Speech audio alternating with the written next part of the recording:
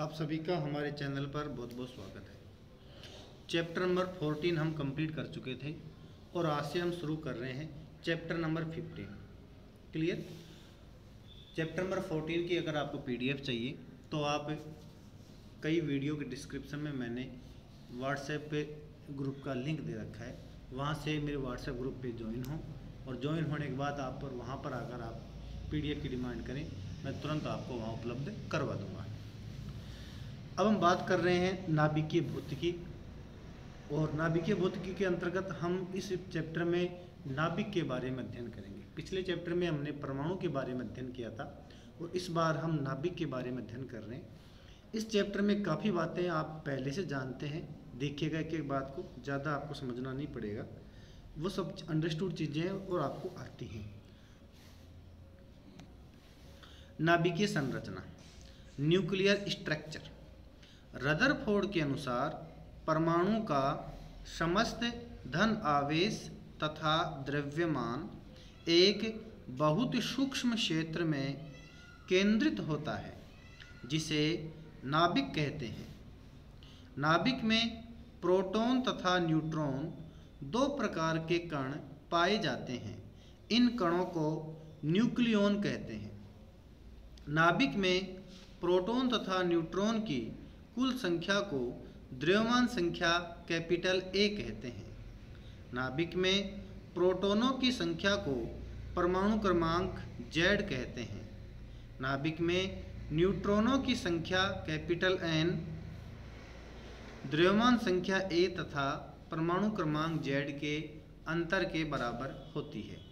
ये सब जनरल बातें हैं जो आप जानते होंगे। नाभिक के लिए प्रतीक ZXA या AXZ का उपयोग किया जाता है। क्लियर? ये दोनों ही X की जगह आप जैसे मान लो हीलियम है, एक नाइट्रोजन है वगैरह, वो लिख सकते हो। Z उसका परमाणु क्रमांक है और A उसकी द्रव्यमान संख्या है। कुछ महत्वपूर्ण परिभाषाएं देखिएगा। समस्थानिक, इतना आपको ध्यान होना चाहिए कि समस्थानिक किसे कहते हैं। समस्थानिक का ये एग्जाम्पल होता है, ये आपको याद है तो कोई दिक्कत नहीं है, कि जिसमें परमाणु क्रमांक तो सेम होते हैं, द्रव्यमान संख्या क्या होती है, अलग अलग होती है।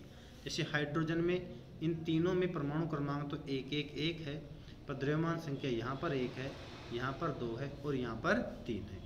तो वे नाभिक जिनमें प्रोटॉनों की संख्या Z समान तथा द्रव्यमान संख्या A भिन्न भिन्न हो समस्थानिक कहलाते हैं। उदाहरण 1H1, 1H2, 1H3 हाइड्रोजन के समस्थानिक हैं। क्लियर? अगला टॉपिक देखिएगा, नंबर 2, समभारिक। वे नाभिक जिनमें द्रव्यमान संख्या एक, देखो भार समान है ना, समभारिक आइसोबार का मतलब भार क्या है, समान है, और भार समान है इसका मतलब द्रव्यमान संख्या समान है, और जब द्रव्यमान संख्या समान है तो परमाणु क्रमांक ऑब्वियसली अलग अलग होंगे।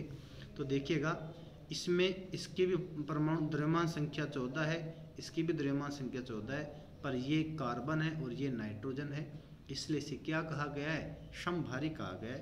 तो वे नाभिक जिनमें द्रव्यमान संख्या ए समान परंतु प्रोटॉन संख्या Z भिन्न भिन्न हो समभारिक कहलाते हैं। उदाहरण 6C14 तथा 7N14 समभारिक हैं। अगला देखिए अब नंबर 3, सम न्यूट्रॉनिक। नाम से स्पष्ट हो रहा है कि जिसमें न्यूट्रॉन की संख्या इक्वल हो वो सम न्यूट्रॉनिक कहलाते हैं।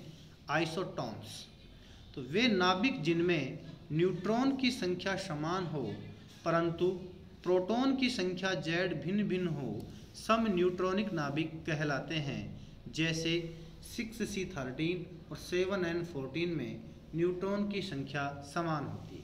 मतलब न्यूट्रॉन की जो संख्या है वो वास्तव में 13 में से 6 गया तो 7 बचते हैं, इसमें न्यूट्रॉन की संख्या 14 में 7 गया तो 7 बचते हैं।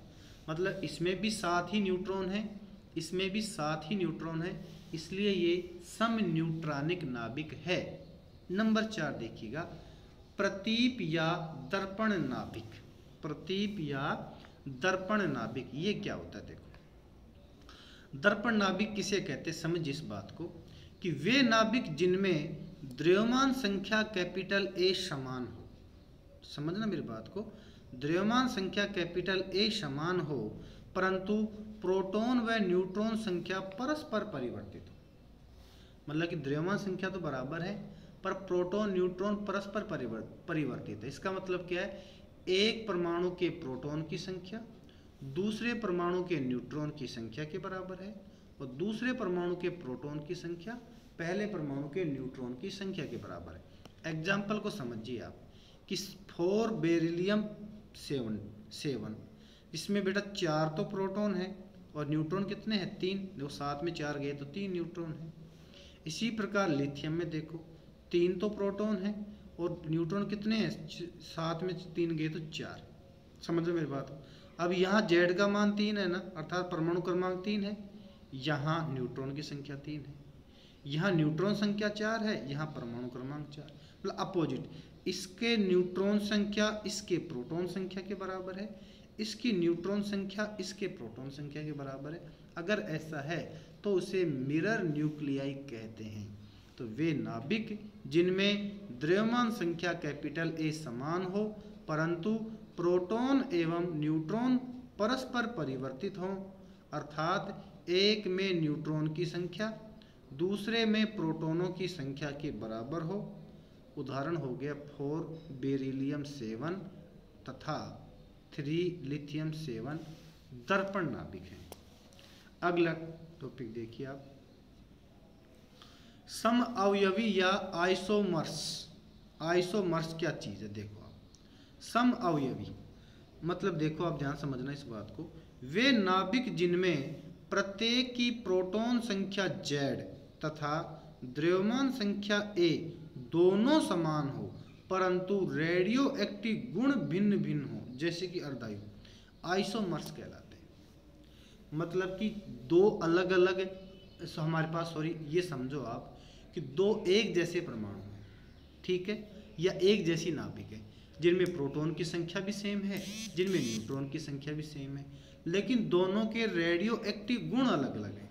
अब बात आती है कि रेडियो एक्टिव गुण क्या होते हैं, तो ये आपको इसी चैप्टर में आगे चलने पर पता लगेगा। इसके अंतर्गत एक अर्धायु चीज आती है, अर्धायु। अर्धायु भी क्या है वो भी आपको मैं आगे समझाऊंगा।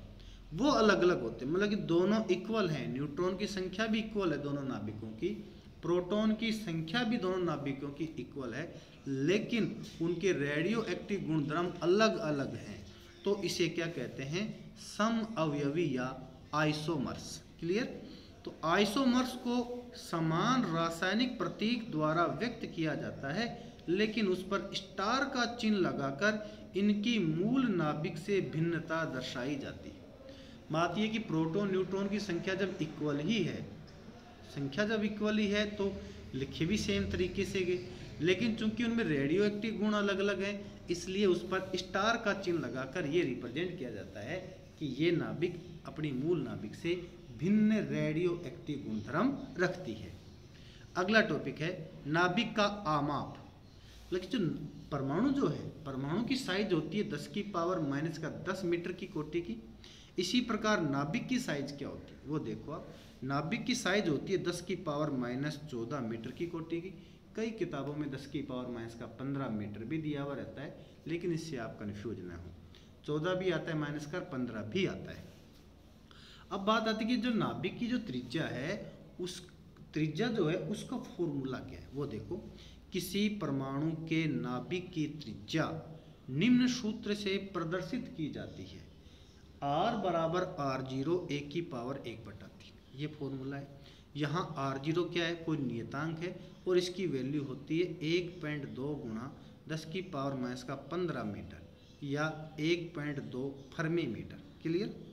और यहाँ एक क्या है, नाभिक की द्रव्यमान संख्या है। एक क्या है, ये नाभिक की द्रव्यमान संख्या है। तो ये हो गया R बराबर R0 1/1/3। क्लियर। तो नाभिक की जो त्रिज्या है वो 10⁻14 मीटर की कोटि की होती है। अगला टॉपिक है नाभिकीय आयतन, न्यूक्लियर वॉल्यूम। सीधी सी बात है, नाभिक जो है वो गोलाकार होता है, ठीक है, और गोले का आयतन हम जानते हैं 4/3 πr³ होता है। तो देखो आप, यदि नाभिक को कैपिटल R त्रिज्या का गोलाकार माने तो इसका आयतन V बराबर 4/3 πr³ होगा। हमने पिछले पेज पर ही पढ़ा था कि r बराबर r0 1 की पावर 1/3 होता है। इस r की जगह अब ये वैल्यू रख देंगे तो बन जाएगा r0 की पावर 3 और 1 की पावर इस 3 से ये 3 कट जाएगा तो a अकेला बचेगा। तो v बराबर हो गया 4/3 पाई r0 की क्यूब a। अब आपने यहाँ देखा कि अतः नाभिक का जो आयतन है वो उसकी द्रव्यमान संख्या a के समानुपाती होता है। इसका मतलब अगर किसी नाभिक में ज़्यादा न्यूक्लियन है या ज़्यादा प्रोटॉन न्यूट्रॉन है तो उसका आयतन भी ज़्यादा है, कम है तो उसका आयतन भी कम है। तो नाभिक का जो आयतन है वो इसकी द्रव्यमान संख्या 1 के क्या होता है, समानुपाती होता है। नाभिक के पदार्थ का घनत्व द्रव्यमान संख्या a पर निर्भर नहीं करता। ये बात आप जरूर समझें कि नाभिक में जो पदार्थ होता है उसका जो घनत्व है वो a पे डिपेंड नहीं करता। आयतन तो डिपेंड करता है लेकिन पदार्थ का घनत्व डिपेंड नहीं करता। ठीक है, सभी नाभिकों के लिए इसका मान समान होता है। इसका मतलब ये हो गया कि नाभिक का जो अंदर का जो मैटर है वो सभी नाभिकों में समान घनत्व में उपस्थित रहता है। पर न्यूट्रॉन प्रोटॉन की संख्या जरूर भिन्न भिन्न हो सकती है लेकिन उनका घनत्व इक्वल होता है। क्लियर? हाँ, आयतन में जरूर अंतर है। क्यों? कि छोटी नाभिक का आयतन कम होगा और बड़ी नाभिक का आयतन ज़्यादा होगा। अगला टॉपिक है परमाणु द्रव्यमान मात्रक, एटॉमिक मास यूनिट। जैसे हम व्यवहारिक रूप से जब हम शक्कर वगैरह लेने बाजार जाते हैं तो हम किलो, आधी किलो, किलोग्राम, आधा किलोग्राम, 2 किलोग्राम ऐसे इस्तेमाल करते हैं उसकी यूनिट को। ठीक है, और वही व्यवहारिक भी है। जनरली 1 किलो 2 किलो से काम चल जाता है, हमें क्विंटलों में नहीं चाहिए घर के लिए। क्लियर?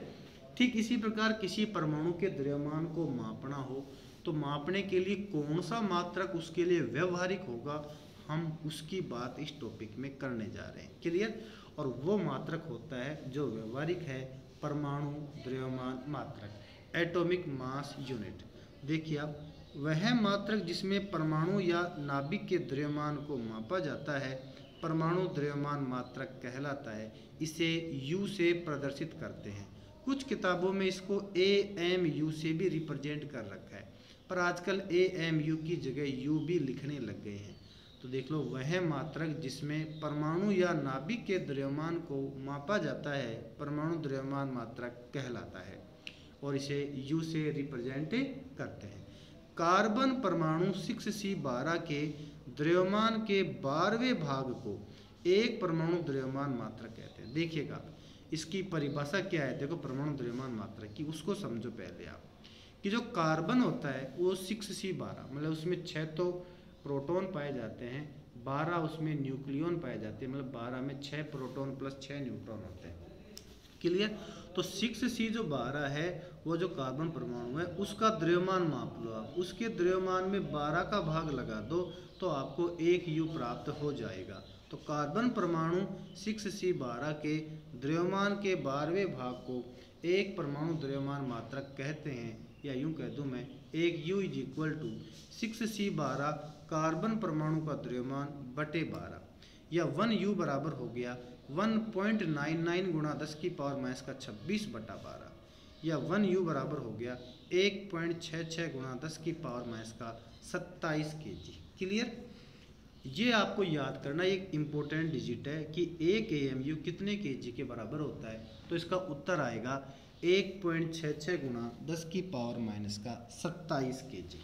आगे देखिए, आगे समझो इसको। अब आइंस्टीन के द्रव्यमान ऊर्जा संबंध की सहायता से 1 U द्रव्यमान के तुल्य ऊर्जा का मान ज्ञात किया जा सकता है। आइंस्टीन ने यह संबंध बताया था कि E बराबर mc² होता है। इसका मतलब ये है कि द्रव्यमान को ऊर्जा में और ऊर्जा को द्रव्यमान में कन्वर्ट किया जा सकता है इसके अनुसार। अर्थात यहाँ c क्या प्रकाश का वेग है। इसका मतलब ये हो गया कि अगर स्मॉल m द्रव्यमान के पिंड को अगर आप पूरी तरह से एनर्जी में कन्वर्ट कर दोगे तो इतनी एनर्जी उससे उत्पन्न हो जाएगी। और यहाँ हम एनर्जी निकालना चाह रहे हैं कि अगर 1 AMU या 1 U जो मास है इसको अगर पूरी तरह एनर्जी में हम कन्वर्ट कर दें तो कितनी एनर्जी हमें प्राप्त होगी, वो हम यहाँ निकालना चाह रहे हैं। समझना आप मेरी बात को कि m का मान तो 1 U है अर्थात 1.66 गुणा 10 की पावर माइनस का 27 kg है। c का मान 3 गुणा 10 की पावर 8 मीटर प्रति सेकंड है। ये वैल्यू यहाँ पर सब्स्टिट्यूट कर दीजिए, तो E बराबर हो गया 1.66 गुणा 10 की पावर माइनस का 27 और C का मान है 3 गुणा 10 की पावर 8 का होल स्क्वायर जूल में। क्लियर। इसको आप सोल्व कर दो। सोल्व जब इसको करेंगे हम तो ये हो जाएगा E बराबर 1.66, तो इसका हो गया 3 और 3 दो बार इसके हो गए 27 ये है और ये प्लस का 16 है, तो 27 में 16 गए तो माइनस का 11 जूल, या E बराबर हो गया 15.4 गुणा 10 की पावर माइनस का 11 जूल। ये एनर्जी कन्वर्ट होगी। पर अब इस एनर्जी को हम इलेक्ट्रॉन वोल्ट में चेंज करना चाहते हैं। जब जूल को इलेक्ट्रॉन वोल्ट में चेंज करना हो तो उस समय उसमें 1.6 गुणा 10 की पावर माइनस का 19 का भाग लगाया जाता है ना।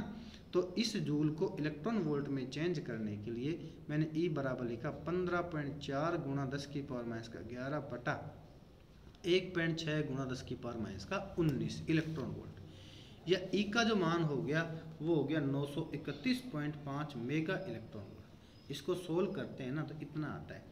कुल मिला के बात यह है कि एक यू के तुल्य ऊर्जा होती है 931.5 मेगा इलेक्ट्रॉन वोल्ट, या फिर एक यू के तुल्य ऊर्जा को हम लगभग 931 मेगा इलेक्ट्रॉन वोल्ट भी कह सकते हैं। और ये काफ़ी इम्पोर्टेंट बात है, आपको इसे अच्छे से याद करना है, एग्जाम में पूछा भी जाता है और न्यूमेरिकल में भी ये डिजिट हमें काम आती है। क्लियर। और इसके साथ आज का ये वीडियो समाप्त होता है। अगर आपको किसी प्रकार का डाउट है तो आप कमेंट सेक्शन में जाकर मुझसे पूछ सकते हैं। धन्यवाद।